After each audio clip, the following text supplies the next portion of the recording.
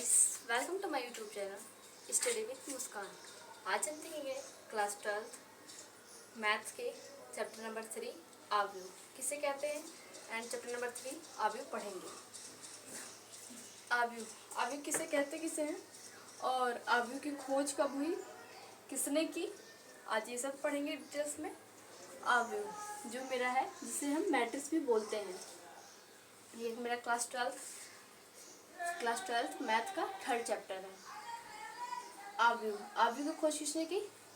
आव्यूह की खोज कब हुई? 1850 में। किसने की? सिल्वेस्टर ने। किसने की? सिल्वेस्टर ने। कब हुई? 1850 में। किसने की? आव्यूह की खोज हुई। किसकी खोज हुई? आव्यूह की खोज हुई। आव्यूह की खोज कब हुई? 1850 में। किसने की? सिल्वेस्टर ने। सिल्वेस्टर ने क्या किया? आव्यूह की खोज की। कब हुई? 1850 में।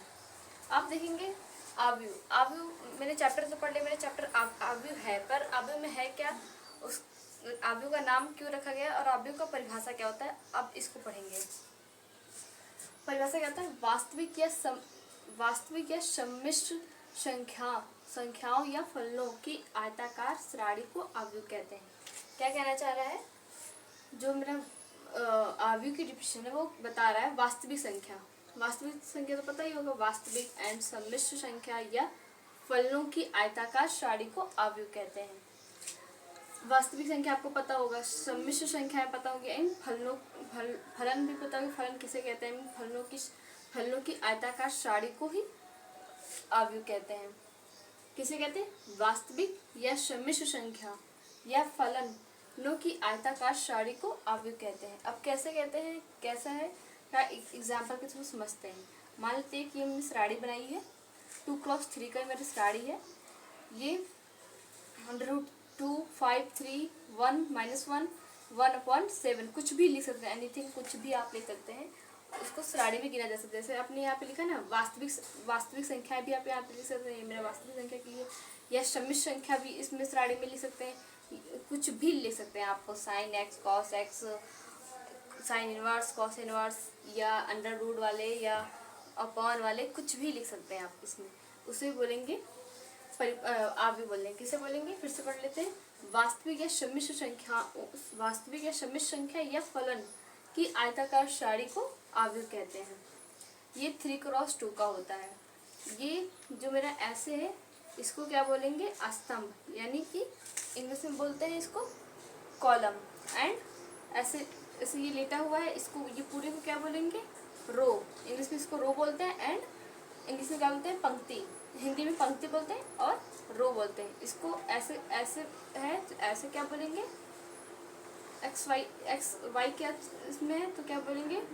ये है मेरा स्तंभ जिसे कॉलम बोलते हैं।